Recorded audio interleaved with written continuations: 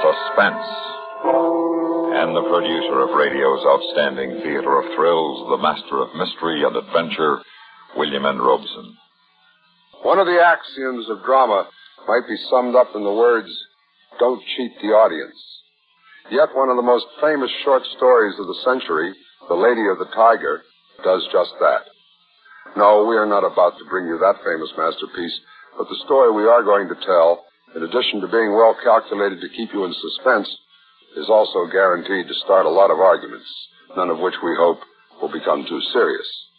Frankly, we don't know whether Sophronia Winters or Hiram Johnson is telling the truth, and whether one or both of them are crazy. But there's one point on which we can all agree. Sophronia's diary makes mighty thrilling reading. Listen then, as Miss Mercedes McCambridge stars in The Diary of Sophronia Winters, which begins in just a moment. Another visit with Joe and Daphne Forsythe. Hey, honey, I'm home. Daphne. Drop dead. Uh-oh, what's the matter, honey? Don't you speak to me, you Don Juan. Don Juan? Daphne, I'm no Don Juan. No habla español. Very funny. Ha, ha, ha. Well, it was no prize winner, but... Neither are you Lothario. I've often wondered, what's a Lothario? I don't know, but that's what the wives on TV always call their husbands. I guess it applies. You want me to go out and come in again? As far as I'm concerned, you can go for a long walk, preferably on a short pier. Well. Oh, come on, Daphne. What's wrong? Your good friend Harry called, and he spilled the beans. Which beans? He said, quote, "Tell Joe he was right about those blondes. They're great," unquote. Blondes? That's what he said. Well? He didn't say blondes. He said bonds. Savings bonds. What? Sure. I buy 'em on the payroll savings plan. And I told Harry he ought to do it, too. Savings bonds have a guaranteed interest that pays back $4 for every 3, which is a pretty good investment. That's a pretty good story, too. It's true, so help me. That's why Harry's so happy. Savings bonds are great. Well, maybe you're right. You wouldn't really fool around with blondes, would you? You're too faithful and sweet and kind and... Fast talking. And now...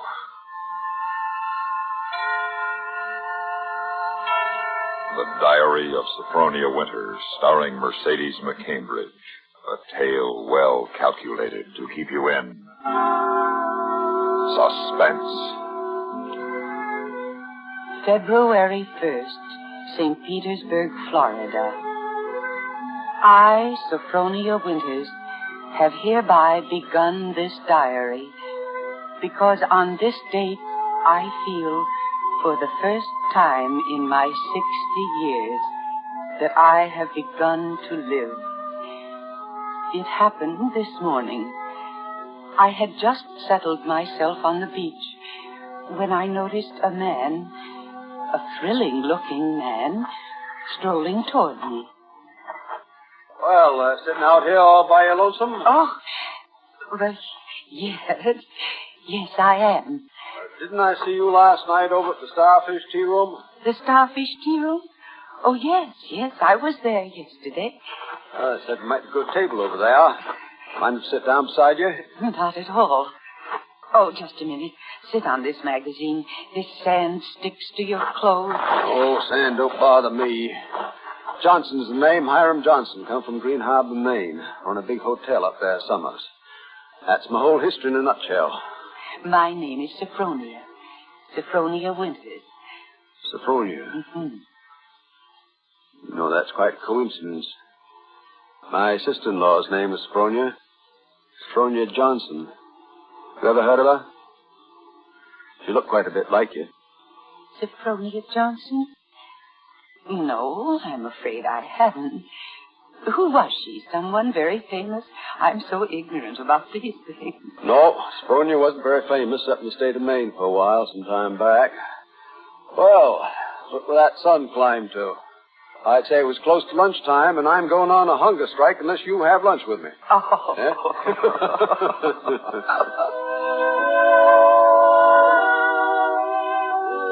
Dear, dear diary, now I know what they mean by the young in heart.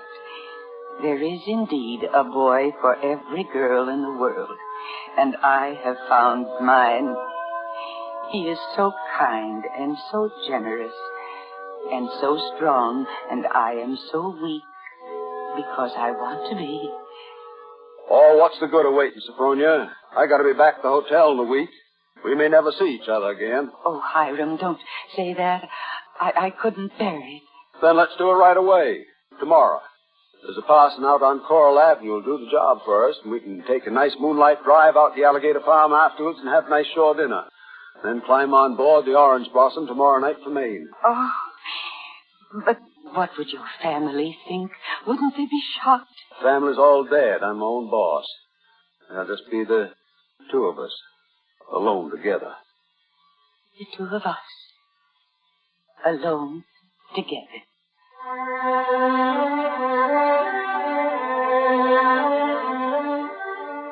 The two of us alone together. But, dear diary, not exactly as I had imagined it. Our wedding trip north on the Orange Blossom Express was all that I could have dreamed of. But now we are at the end of the journey. Looming in front of us in the deepening winter twilight is a huge resort hotel, Hiram's Hotel, its wide veranda empty, its ancient cupolas menacing against the gray sky, and not a single light burning at any of its hundreds of windows. What are you locking the gate for, Hiram? Why not? Nobody coming in after us, or going out again for a while. But I thought you said the hotel. The hotel is empty. Hiram. Well, what is it now? Hiram, darling, I know it sounds silly, but let's not go in there tonight. It's so dark and empty. Let's wait until morning. Let's stay in the village just for tonight. We're staying here. Now, get inside. Oh, my arm. Hiram. You remember me telling you down in Florida about my sister-in-law, Sophronia? Yes. Well, that's her. That painting there on the wall. Now, you take a look at her. Good look. But why? She was a murderess. Oh. She was hanged in Portland 25 years ago for the murder of my brother, Ephraim. Here in the lobby of this hotel. They come downstairs singing a hymn and murdered him in cold blood with an axe. That axe hanging over there on the wall. Oh, horrible. Yeah. Now, you stand over there under that painting. Hiram, Get over there. Hiram, please, you're hurting me. Now, you stand there quietly. Now, you remember I said you resembled my dead sister-in-law? Well, you do. You are a spitting image.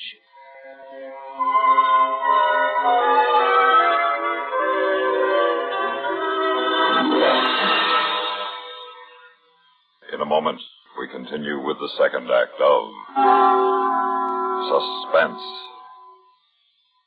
In what form can an act of military heroism be acknowledged? In one example, the form is a rectangular blue ribbon set in a gold-colored metal frame of laurel leaves, worn centered over the right breast pocket of the uniform.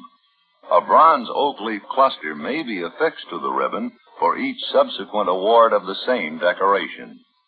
This is the emblem of the Distinguished Unit Citation, awarded to units of our armed forces and those of our allies for extraordinary heroism in action against an armed enemy.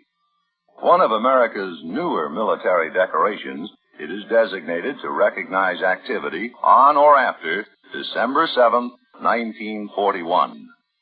The Distinguished Unit Campaign streamer is blue, with the name of the cited action embroidered in white.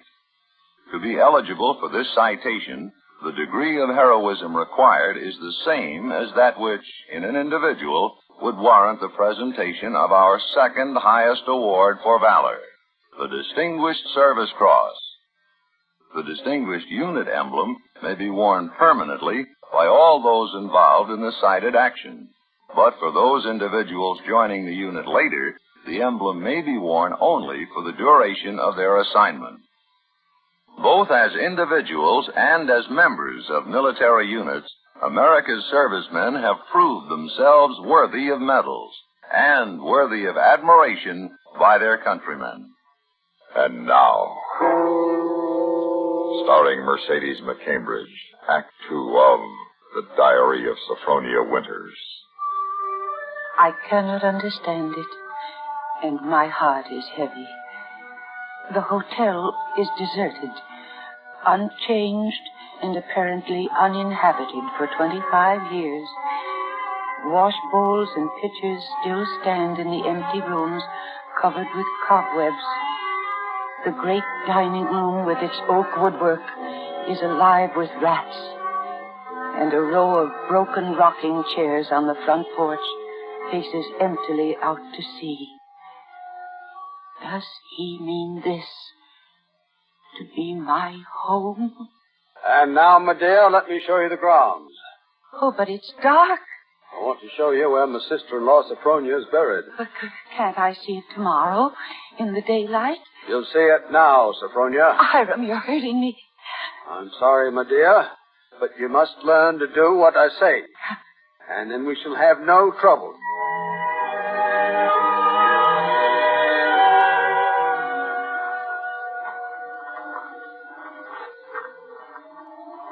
There we are. Just yonder on that mound. That's where my sister-in-law Sophronia was laid away 25 years ago. Buried her ourselves, without a service. Out here by herself on the grounds. Ephraim's buried in town, but not Sophronia. I had a feeling I'd have to keep an eye on her. Keep an eye on her? Yeah. I knew she was one of those restless sleepers who wouldn't stay quiet in a grave. You mean you think she haunts this place? Nope, not this place. She never had any use for it, alive or dead. No, she makes for the warmer climates. She was always a cold-blooded little woman, freezing and shivering all the time.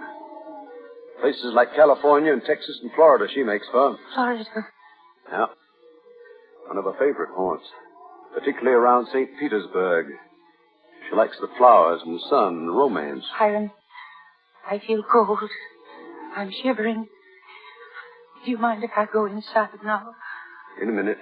Haven't explained everything. You see those birches over there? Under every one of them's a grave. See, I found her wandering the earth in disguise 3 times. I killed her 3 times. Still don't do any good. She's still restless.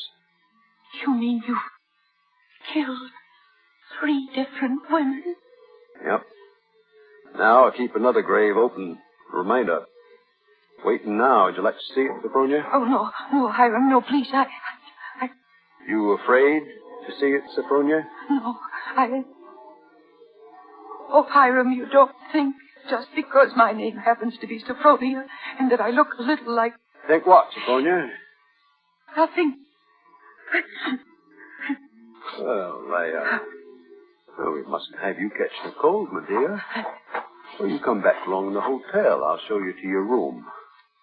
My room? Yes, Sophronia.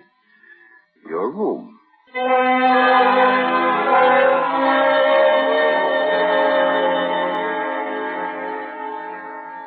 Now, this room's cleanest in the hotel. Always expected to be occupied again sometime. There you see. Kept everything just as it was. Oh, Huh? What's the matter? nothing. It's just that... Seem kind of familiar? No. Well, just as she left it that afternoon, she walked downstairs to murder my brother. See her embroidery on the table, needle sticking in it? Her hymn book still open? She was very fond of singing hymns, Sophronia was. Had a nice voice, too. I used to accompany her on the harmonium down the parlor. Oh. Well, I'll turn down the bed for you. And you can get undressed while I go make you some hot tea. No, I don't want any. Now, there's the closet. You can put on one of Sophronia's dressing gowns, make yourself at home. Hiram, why are you locking my door? It's safer, my dear. Safer? Yeah. Always lock doors, outside and inside. Windows, too. Much safer for everybody.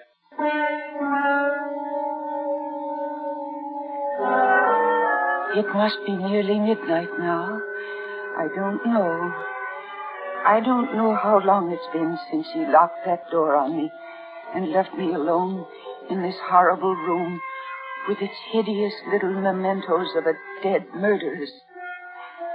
I have lit the pink-flowered oil lamp, and I am sitting here at her little wicker table, trying to maintain my sanity as I write this. I can hear him downstairs, in the shabby little parlor off the lobby, playing the harmonium, playing the same piece over and over again. My hand has just brushed against her needlework, lying beside the open hymn book, open at the same hymn he is playing, the same hymn he is playing. I shall go mad. I shall go mad. I shall go mad.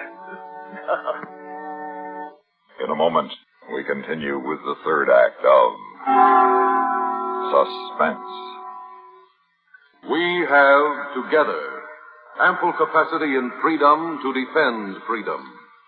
This is NATO, the North Atlantic Treaty Organization. Day after day, month after month, since April 4th, 1949, the activities of the North Atlantic Treaty Organization have moved steadily forward on many fronts. This complete cooperation must and will continue, because the concept of national self-sufficiency is out of date. Countries of the free world are interdependent, and only in genuine partnership, and by combining their resources, sharing tasks in many fields, can progress and safety be found. The United States of America is a part of NATO. You should be aware of and alert to the objectives and programs of the North Atlantic Treaty Organization. And now, starring Mercedes McCambridge, Act 3 of The Diary of Sophronia Winters. February 12th. Can it be only a week since I became the bride of a madman?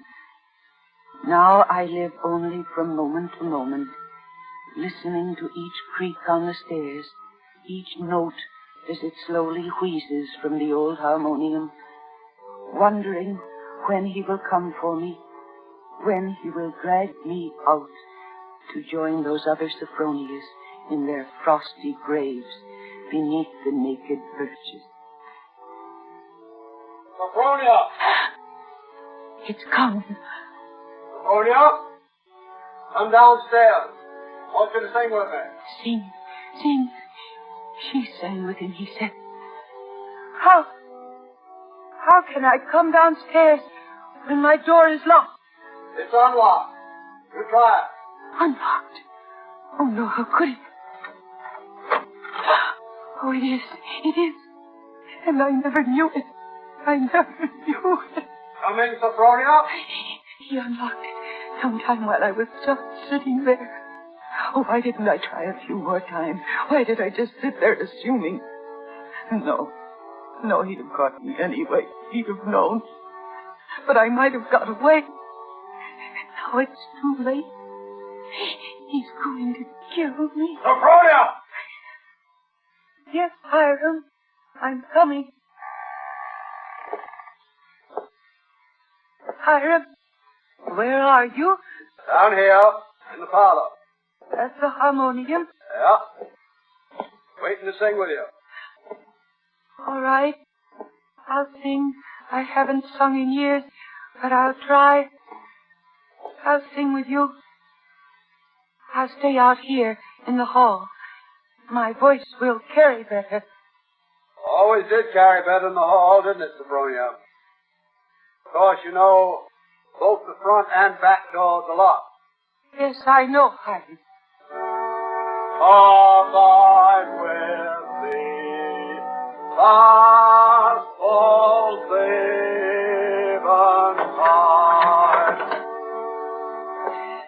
The darkness deepens, Lord, with me abide.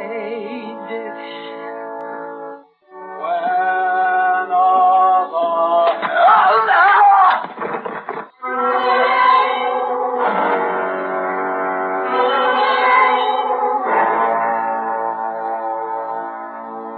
There's only one more page. Shall I read it to you, nurse? Yes. Yes, go ahead. March 22nd. I have been sick, I think, for a very long time. The pages of my diary are blank, but I shall take you out again, poor diary, today, and start you over again. I shall never look back at the other pages. I shall only write on and on about this beautiful place, so that no one reading this diary will ever know that I did it.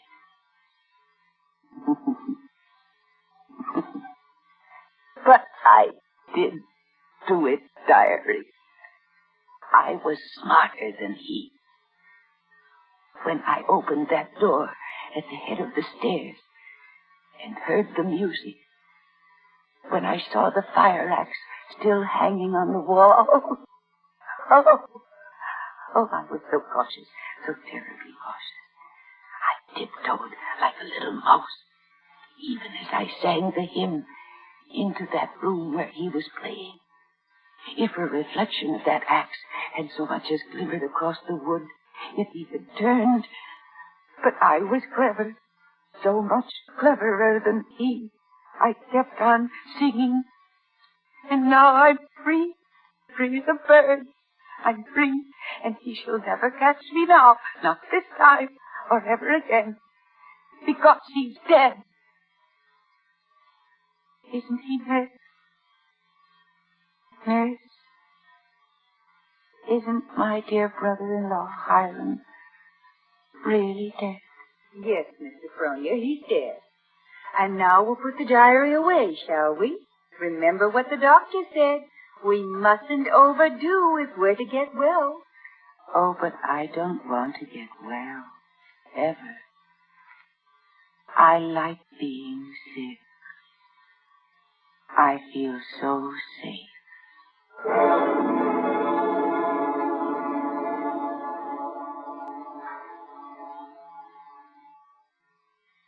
Suspense, in which Mercedes McCambridge starred in William N. Robeson's production of The Diary of Sophronia Winters by Lucille Fletcher. Supporting Mercedes McCambridge in The Diary of Sophronia Winters were Carl Swenson and Ellen Morgan. Listen. Listen again next week when we return with Miss Kathy Lewis starring in The Bridge. Another tale well calculated to keep you in suspense.